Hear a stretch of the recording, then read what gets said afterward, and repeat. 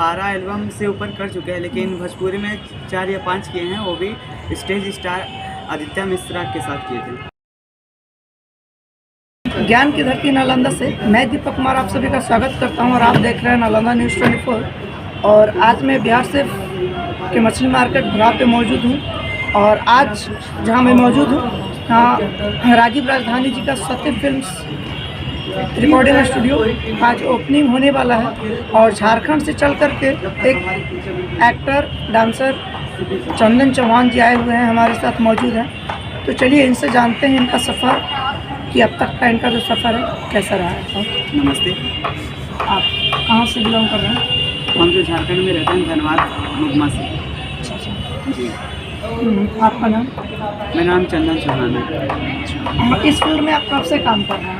इस फील्ड में तो स्टेज शो हम तो 2016 से स्टार्ट किए थे। अच्छा। जी, लेकिन एल्बम का काम 2019 से स्टार्ट किए थे। फर्स्ट एल्बम वही दुर्गा पूजा में किए थे। जी। हमें एक चीज़ बताएं कि आपका हमने जो भी कार्यक्रम देखा तो हमेशा मतलब इसी कुर्ते पे क्यों? देखिए, कुर्ता तो मुझे शुरू से ही पसंद है और हमको पसंद है, वो हमको अच्छा लुक भी देता है। और मैंने जैसे बॉडी मूवमेंट डांस में है ना, मैंने कुछ मैंने दिक्कत नहीं होता, मैंने पूरा फ्लेक्सिबल मैंने फ्री मूवमेंट फील करते हैं। हाँ, तो हमें ये बताएं कि अब तक आप भोजपुरी कितना एल्बम में काम कर चुके हैं? जी, टोटल तो हम लगभग 12 एल्बम से ऊपर कर चुके हैं, लेकिन भोजपुरी में 4 या 5 किए हैं, वो भी स्टेज स्टार आदित्य मिश्रा के साथ किए थे। अच्छा, टोटल उन्हीं के साथ किए हुए? नहीं, उनके साथ सिर्फ भोजपुरी एल्बम किए। तो नहीं, मेरा कहने का मतलब है जो भोजपुरी एल्बम में जो अभी आपने काम किया है तो केवल उन्हीं के साथ काम किया या फिर कोई और कलाकार के साथ भोजपुरी में काम किया? ना, आदित्य मिश्रा जी के साथ किए हैं और फिर खेसारी बेदर्दी, चंदन और खेसारी बेदर्दी उनका नाम है, उनके साथ भी किए हैं। तो अभी लेटेस्ट में आपका कोई एल्बम जो मार्केट में आया हो या फिर आने वाला हो? आया नहीं है, पर बहुत जल्दी आने वाला है मुकेश मिलन जी के साथ। मुकेश मिलन जी के साथ? जी। वो कौन सा गाना है? गाना तो अभी मुझे भी नहीं पता। तो मतलब ये मतलब शूटिंग अभी स्टार्टिंग हुई? नहीं, अभी स्टार्ट नहीं हुआ। अभी मुकेश मिलन जी अभी फ़िलहाल प्रेजेंटली बिहार शरीफ में नहीं है, वो अभी नवादा गए हुए हैं, लेकिन वो जल्दी आ रहे हैं तो उनके साथ काम स्टार्ट हो जाएगा। हाँ, तो हमें ये बताया जैसा कि आपने बता रहे थे कि टोटल आप 12 किए हैं, लेकिन हिंदी में केवल 3 से 4 किए हैं।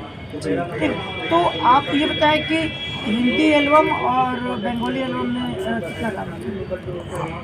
देखिए, हम हरा पर्दा पे जो हम शूट किए हैं, ग्रीन पर्दा पे, वो बंगाली वही दुर्गा पूजा का सॉन्ग है और फिर फोक डांस वगैरह सब यही सब किए मैंने।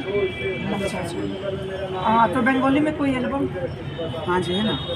ग्रीन स्क्रीन पे वही काम किए थे, आई ग्रीन नंदनी का जो सॉन्ग है। अच्छा।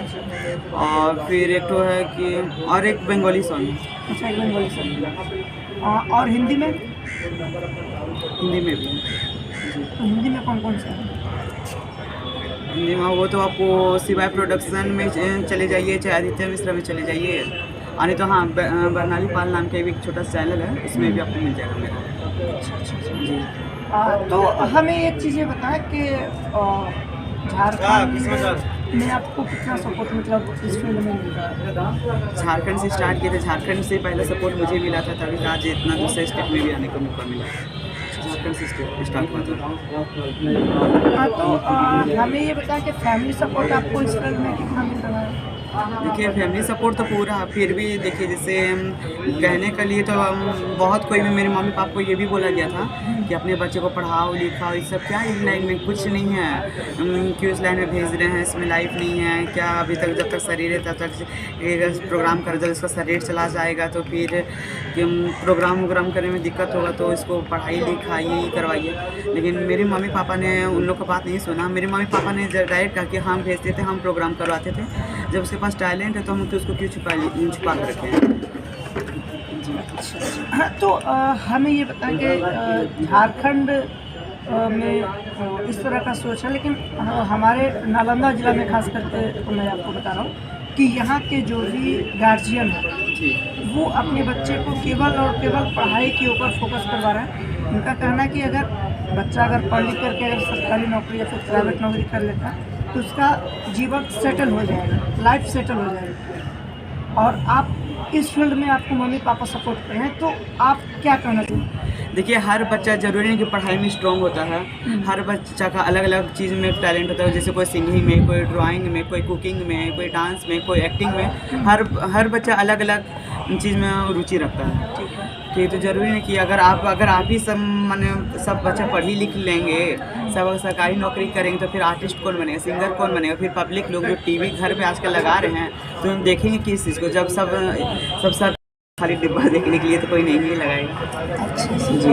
हाँ, तो मेरा कहने का मतलब ये था कि उन गार्जियन को आप क्या कहना चाहते हैं जो केवल और केवल अपने बच्चे के ऊपर सरकारी नौकरी और जॉब का प्रेशर डाल रहे हैं? देखिए, हम उन माँ बाप से तो यही कहना चाहेंगे कि आप अपना जो बच्चे हैं उनको कोई चीज़ का तो कोई दबाव मत डालिए, कोई चीज़ के लिए फोर्स मत कीजिए। उनसे पूछिए कि आपको किस चीज़ में रुचि है, आपको किस चीज़ में मन है, उसी फील्ड में उसको स्ट्रॉन्ग बनाइए।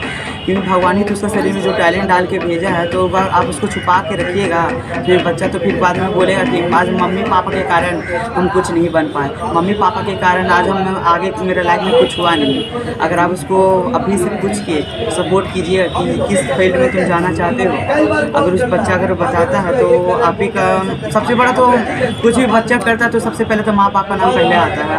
अगर बच्चा अच्छा भी कर रहा है तो इसका मम्मी पापा कौन है, मम्मी पापा का नाम पहले आता है। बच्चा कुछ गलत भी कर रहा है तो मम्मी पापा का नाम पहले आने वाला है कि फलना चिल्ला का बाल बच्चा है। तो हमें ये बताएं कि इस फील्ड में भोजपुरी फिल्म इंडस्ट्री का जो फील्ड है, चाहे वो भोजपुरी हो या फिर नॉर्मल कोई भी इंडस्ट्री हो, इसमें कितना लाइफ है सभी कलाकारों के लिए? लाइफ तो फिर वो तो आप पे डिपेंड करता है। वो कैसे? वो कैसे, देखिए, अगर लाइफ तो आप पे डिपेंड करता है। आप इसको बनाइए या चाहे इसको बिगाड़िए, ठीक ना। अगर आप इसको सही तरीक़ा से यूज़ कर रहे हो तो आपको बहुत आगे तक लेके जाएगी। क्योंकि आजकल जो बॉलीवुड में हॉलीवुड में सब स्टार को लोग को देख रहे हैं, कोई बड़ा से छोटा तो नहीं, बस छोटा से सब बड़ा बनता है। इसलिए अगर इसको आप जितना दूर तक लेके जाइएगा, जितना दूर तक आप उसको लेके जाइएगा, वो चलता ही रहेगा, लाइन तो कभी ख़त्म नहीं होने वाला। क्योंकि आजकल बॉलीवुड में भी देख रहे हैं, यहाँ तक जो बूढ़ा भी हो जा रहा है, वो लोग भी सारा सीरियल वगैरह में बॉलीवुड में काम कर ही रहा है। ऐसा तो नहीं है कि बूढ़ा होने के बाद उसका काम बंद हो जाता है। हाँ, तो जाते जाते श्रोताओं को आप क्या कहना चाहेंगे?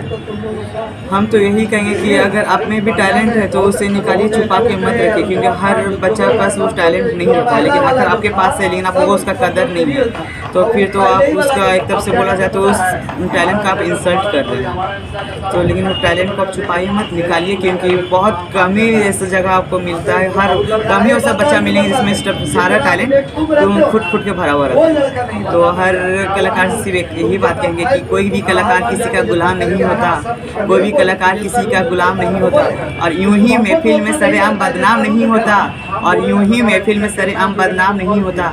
अगर ये बिक जाए तो प्यार में बिक जाए, लेकिन खरीदने वालों के पास इसका दाम नहीं होता। धन्यवाद। हमारे साथ झारखंड से चलकर के आए हुए थे चंदन चौहान जी, जिन्होंने उन सभी गार्जियनों को एक तरह का संदेश दिया कि अगर आपका बच्चा के पास अगर टैलेंट है तो आप उस बच्चे को दबाव ना दें, बल्कि उसे सपोर्ट करें और जितना ज़्यादा हो सके सपोर्ट करें, ताकि आपका बच्चा आगे चल कर कुछ काम कर सके। धन्यवाद।